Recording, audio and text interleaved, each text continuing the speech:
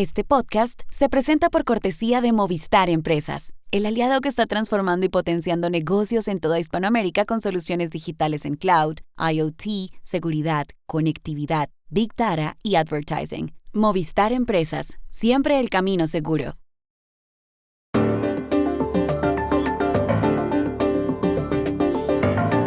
El Senado de Estados Unidos aprobó ayer el megaproyecto económico de Donald Trump. Falta la luz verde de la Cámara.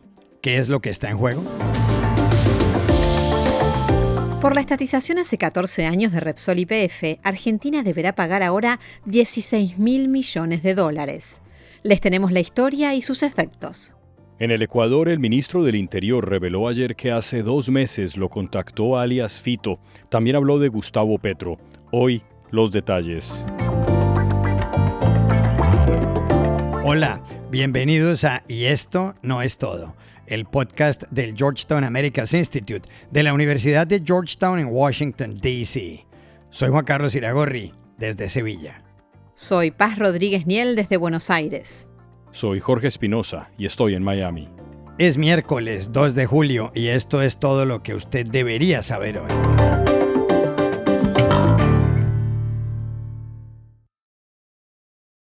Ayer, en Washington, D.C., el Senado de Estados Unidos aprobó la iniciativa de carácter legislativo más importante para la presidencia de Donald Trump. Se trata de una enorme reforma fiscal con consecuencias en distintas áreas como la inmigración y los programas sociales.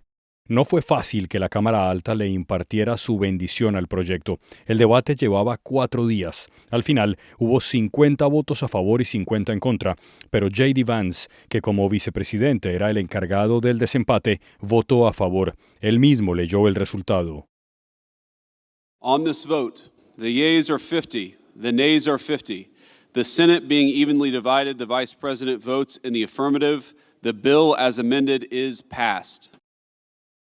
Una vez se conoció la votación, tomaron la palabra el líder de la mayoría del Partido Republicano en el Senado, John Thune, y el líder de la minoría del Partido Demócrata, Chuck Schumer.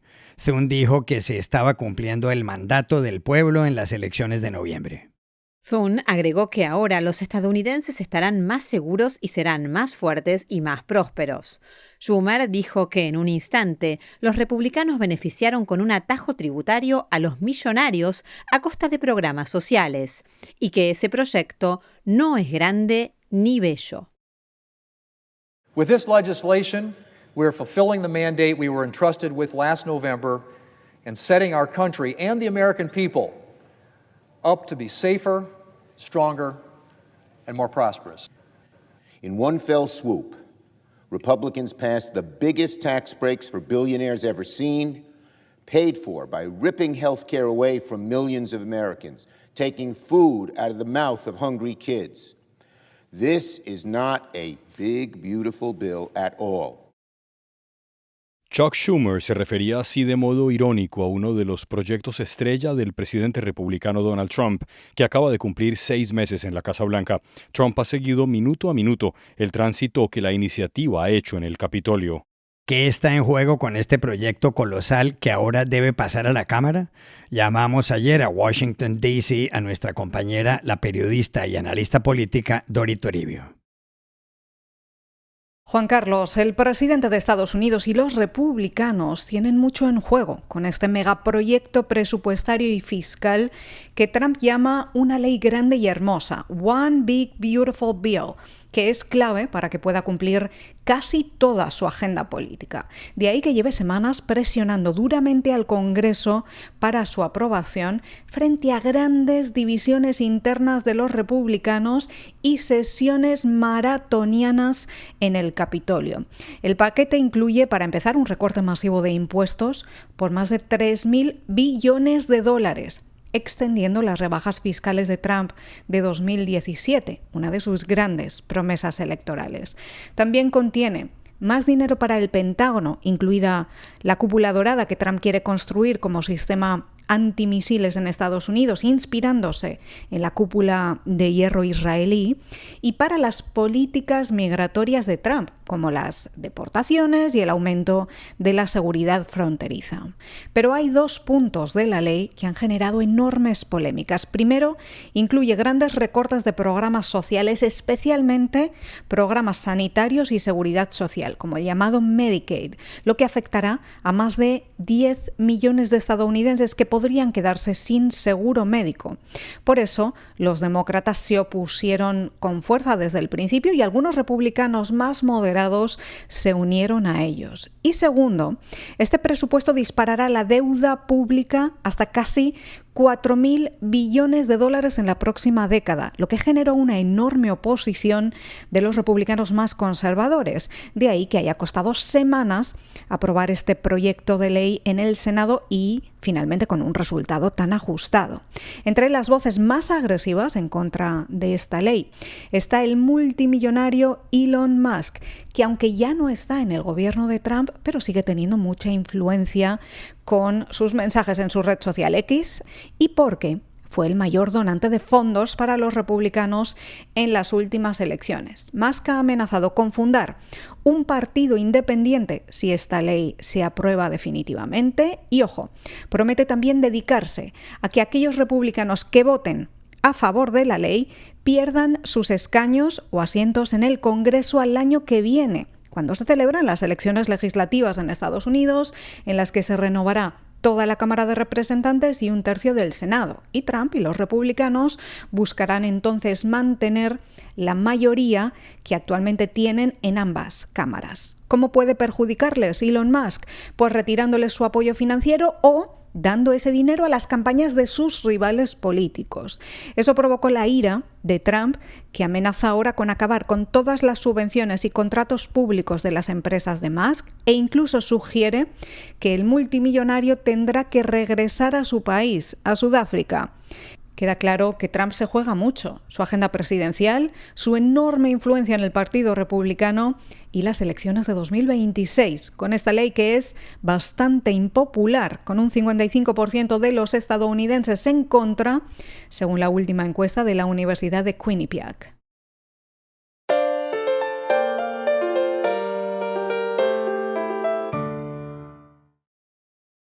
El lunes, la justicia de Estados Unidos dictó un fallo que tendrá serios efectos en Argentina y en España. Loretta Preska, jueza del Distrito Sur de Nueva York, le ordenó a la Argentina entregar el 51% de las acciones que tiene en la petrolera YPF para pagar $16.100 millones. De ese modo, se podrá indemnizar a dos sociedades españolas, Petersen Energía y Petersen Energía Inversora, que poseían el 25% de las acciones de la antigua petrolera Repsol YPF y que se quebraron en 2012, cuando el gobierno argentino estatizó la compañía. El presidente Javier Milei reaccionó enseguida. En la red social X dijo que va a impugnar el fallo y se fue lanza en ristre contra el ministro de Economía de Cristina Fernández de Kirchner, hoy gobernador de Buenos Aires, Axel Kicillof. El mensaje de Milei fue leído así en C5N Noticias. Nos acabamos de enterar que la jueza Preska falló contra el Estado argentino en el caso de la expropiación de YPF. Independientemente de la cuestión de fondo, haber llegado a esta situación del país es responsabilidad directa del inútil soviético de Axel Kicillof cuando era ministro de Economía durante la segunda presidencia de la condenada CFK. Aquí vale la pena recordar la historia. 2 años después de que el gobierno de Cristina Fernández de Kirchner expropiara en 2012 el 51% de las acciones de Repsol YPF, la española Repsol recibió $5.000 millones como indemnización, pero no así los accionistas minoritarios. Para algunos, aquella decisión de la entonces presidenta Cristina Fernández de Kirchner, que calificó la toma de Repsol YPF no como una estatización, sino como una recuperación de soberanía y de control de los hidrocarburos, le ha salido muy costosa al Estado argentino. ¿Qué implicaciones tiene el fallo del lunes, que favorece a 2 viejos accionistas minoritarios de Repsol YPF y al Fondo de Financiación de Litigios Burford? Llamamos ayer a Buenos Aires al subeditor de Economía del diario La Nación, Francisco Jueguen. Las implicancias hay que verlas en 3 niveles, yo creo que 2 vinculadas al futuro de YPF y otra al futuro de las divisas que la Argentina necesita para crecer. Un primer nivel claramente tiene que ver con el futuro del juicio que se lleva adelante en los Estados Unidos. Hay que tener en consideración que los demandantes, el fondo Burford, apeló la sentencia que obliga a la Argentina a pagar $16.000 millones por la expropiación de YPF y está pidiendo no ya culpar al Estado, sino incluir en la demanda también a YPF, ¿no? Lo que obviamente genera dudas acerca de lo que va a pasar con la empresa más grande de la Argentina, sino una de las más grandes. Después hay que ver si políticamente el fallo conocido ayer, el pedido de Griesa, empieza a impulsar algunas causas que hay en la Argentina, incluso hay una de 2008 impulsada por Elisa Carrió, sobre cómo llegó, digamos, cómo llegaron algunos empresarios privados ligados a Néstor y a Cristina Kirchner a ingresar a YPF en 2008 y cómo se gestó después la estatización en 2012. Esto también abre dudas acerca del futuro de YPF en la Argentina. Y después, lo que está claro, y me parece también es importante mirarlo a nivel macro, hoy YPF es la empresa que más está moviendo, que más está impulsando lo que es la formación vaca muerta en la Argentina de shale oil y shale gas, y que está empezando a generar fuertes divisas por exportación justamente de energía. Este año incluso va a generar $8.000 millones, pero se estima que esa cifra va a crecer y mucho en los próximos años. Y de esto depende claramente un gobierno como el de Milei, que está empujando que la economía crezca. La economía en la Argentina, para crecer, requiere de dólares y por eso vaca muerta es fundamental y por eso el futuro de YPF también lo es.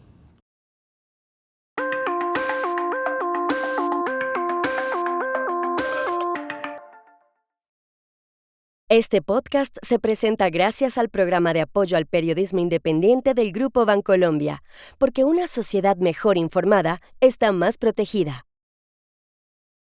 En el Ecuador muchas conversaciones siguen girando alrededor de José Adolfo Macías Villamar, alias Fito, el criminal más peligroso del país, capturado el miércoles pasado, y de la reciente y polémica estancia en la ciudad costera de Manta del presidente colombiano Gustavo Petro. Fito, que había huido de la cárcel regional de Guayaquil el año pasado, fue capturado precisamente en un búnker dentro de una casa en Manta. Es probable que el gobierno del presidente Daniel Noboa lo extradite a Estados Unidos. Por lo pronto, ayer el ministro del Interior, John Reinberg, informó que a principios de mayo el narcotraficante se había puesto en contacto con él porque quería entregarse con algunas condiciones. Esta es una parte de lo que dijo el alto funcionario en el programa Un Café con JJ. Él hace una llamada, ¿verdad? Y le digo, mientras él no salga la cara de él, no le cree. No le creo. Sale la cara de él. Entonces, en ese momento, parte de esta investigación, se toma contacto en esa única vez y él comienza a decir que teme por su vida. Sabían que los estábamos acercando y esto era parte para que nosotros demos con la ubicación donde él estaba. ¿Qué es lo que dijo ahí? Uno, que trató de hacer pedidos para su entrega. Todos los pedidos fueron negados. La otra cuestión tiene que ver con Gustavo Petro, que el 24 de mayo estuvo en Quito en la posesión de Noboa y que luego pasó 2 días en una casa en Manta. Se ha sabido que el mandatario tenía un esquema de seguridad colombiano y ecuatoriano. ¿Qué estuvo haciendo allá? Algunos llegaron a afirmar que se había reunido con personas relacionadas con disidencias de la guerrilla de la FARC para buscar la culminación de un proceso de paz. Otros que había sostenido un encuentro con delincuentes. De la entrevista ayer con el ministro del Interior ecuatoriano, John Reinberg, ¿qué cosas llaman la atención sobre la captura de Fito y el viaje de Petro? Llamamos a Guayaquil a Jimmy Jairala, director de Un Café con JJ. Hay 2 cosas que han llamado la atención. La primera, la videollamada, que efectivamente sí se dio, en la que Fito pidió al ministro que le garanticen su vida, que no toquen a su familia y que le devuelvan todos sus bienes. y eso no fue aceptado, y eso ocurrió antes del operativo de la captura. En cuanto a el viaje de Petro, él llegó y, por cierto, contó con la protección del gobierno del Ecuador. Luego se trasladó a Manta, donde, según el ministro, tuvo protección externa. Yo quiero entender, por mi experiencia, que se trata de que los custodios no estaban dentro de la casa, en Manta. Allá estuvo 2 días. Esa custodia externa tendría que ser de militares ecuatorianos. El tema es que no salió de la casa, que está localizada perfectamente la casa, que siempre se supo en qué casa estuvo. La información se maneja de manera confidencial y trascendió que habría sido el domicilio de un asambleísta, pero el ministro se negó a reconocer si efectivamente fue así. El tema es que el presidente de Colombia, Gustavo Petro, vino 2 días a Manta y estuvo encerrado en una vivienda de lujo 2 días y solo salió para regresar a Colombia. Tuvo custodia militar durante esas 48 horas. Inicialmente llegó solo programada su presencia en el cambio de mando, y al parecer en el camino se presentó el pedido de trasladarse a Manta y eso, en resumen, así fue. Y estas son otras cosas que usted también debería saber hoy. El presidente de Estados Unidos, Donald Trump, visitó ayer en la Florida el nuevo centro de detención Alligator Alcatraz, donde piensa enviar inmigrantes indocumentados y delincuentes peligrosos. Está situado en medio de los humedales próximos a Miami, infestados de serpientes y cocodrilos, en las antiguas instalaciones del aeropuerto Dade Collier. En las afueras del centro hubo manifestantes contra el proyecto. Los 12 miembros del jurado en el juicio que se le sigue en Nueva York al célebre rapero estadounidense Sean Diddy Combs se pusieron ayer de acuerdo en la decisión que tomarán sobre 4 de los 5 delitos que se le imputan. Entre ellos están los de tráfico sexual y transporte para ejercer la prostitución. El otro cargo es el de crimen organizado. La principal testigo contra Diddy, de 55 años, es su expareja Cassandra Ventura. Por las altas temperaturas del verano, más de la mitad de las regiones de Italia prohibieron desde ayer que los empleados trabajen a pleno sol. En ese país, al menos 2 personas han muerto por el calor, una en Turín y otra en Palermo. En París, se ha prohibido el acceso a la parte alta de la Torre Eiffel, y en España, en la provincia andaluza de Huelva, los termómetros han llegado a los 46 grados centígrados. Y aquí termina Y esto no es todo, donde siempre habrá más. En la producción estuvo John F. Burnett. Pueden suscribirse a este podcast en nuestro sitio web y esto no es todo.georgetown.edu, seguirnos en nuestras cuentas de X y de Instagram, @y esto no es todo, y buscarnos en nuestro canal de YouTube. Gracias por oírnos. Chao. Hasta la próxima.